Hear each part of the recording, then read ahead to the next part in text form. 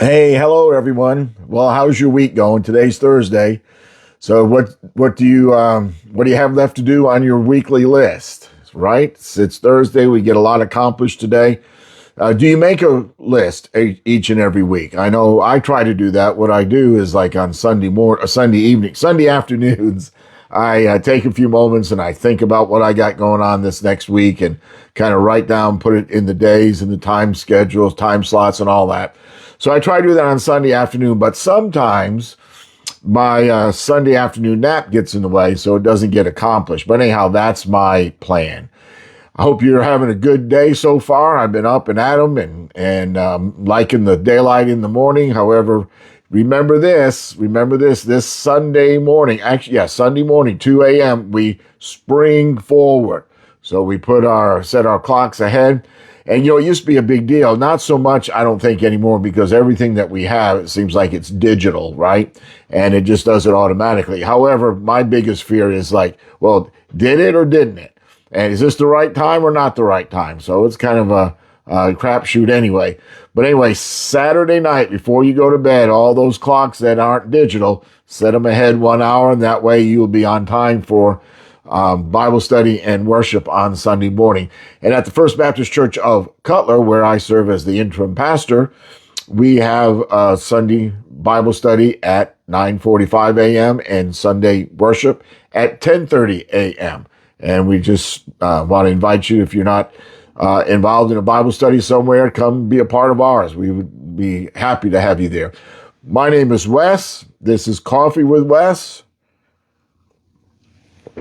And we're going to go ahead and get started. All right, this week we are in John chapter 4, and our verse for today is verses 51 through 53. So we're going to read them and see where it takes us today. All right, John chapter 4, beginning in verse 51. So as he was going down, this is the royal official, as he was going back home to Capernaum, his servants met him and told him that his son was recovering. And so he asked them the hour when he began to get better, and they said to him, yesterday at the 7th hour, the fever left him. The father knew that was the hour when Jesus had said to him, your son will live. And he himself believed, and all his household. So Jesus has pronounced healing on this royal official's son. You remember the story, right? Remember the account. We've been talking about it this week. The man comes to Jesus. He's not a Jew, not a religious person, not from any background. And Jesus has compassion upon him. And the man says, my son is ill, about to die. Can you come with me? And can you heal him? Can you do something? Jesus says, I don't need to go. He says, your son will live.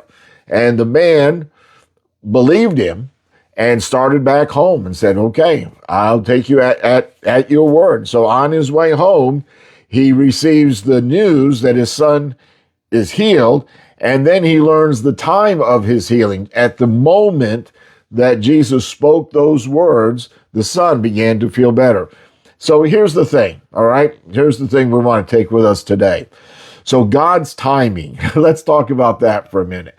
God's timing is always perfect.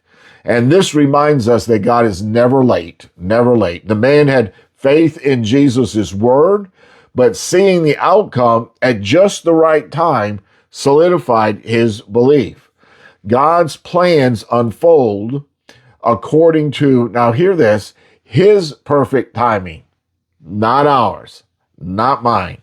And sometimes we might feel, and I'll give testimony, we may feel like God is taking too long to answer our prayers. And this passage reminds us that God's timing is always on spot, always on spot. Remember when Jesus' friend Lazarus had died, and Jesus waits, he gets the news that he's sick, and he waits, 3 days, 4 days before he goes back to where Lazarus is, and he finds out that he's dead.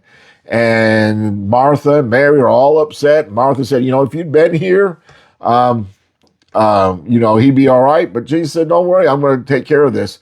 And even when he was like, and I think there's a song out there somewhere, even when he's 3 days late, he's right on time, because he called Lazarus forth from the grave. Trusting in God's timing allows us to rest in God's control. Trusting in God's timing allows us to rest. We don't have to freak out. We know that God will take care of the situation in God's time. Okay, here's the thought for today. All right, before you go on this Thursday, I know you've got a lot to accomplish. Let's take another sip of coffee here before we get the thought of the day. Because we got a lot to do, but we got to get charged, right? We got to get charged up before we can get out and tackle all these things. Here's the thought for the day. In what areas of your life are you waiting for God to act? What areas of your life are you waiting for God to act? Lord, do something. Something you've been praying about, something that you've been concerned about, something that you're anxious about, that you've taken to the Lord. And the Lord's promised to be with us, to go with us, to take care of us. So, what area of your life are you waiting for God to act? Take a moment today to reflect on God's perfect timing and trust that God will answer your concern in the right moment, at the right time, in the right way. So you can do that today. Think about that. Think about God's timing. God's always on time. And those areas that were given to the Lord, give them to the Lord, and let the Lord and let the Lord know you're trusting him, and then go on with your day. The royal official headed back home. All right, folks, have a great Thursday. Get everything done today so you can enjoy the Friday and enjoy the weekend. Temperatures are warming up here in Southern Illinois. Going to be cold for the next couple days, but I think Monday or Tuesday in the 70s, or Tuesday anyway. All right, take care. See you again soon, and bye for now.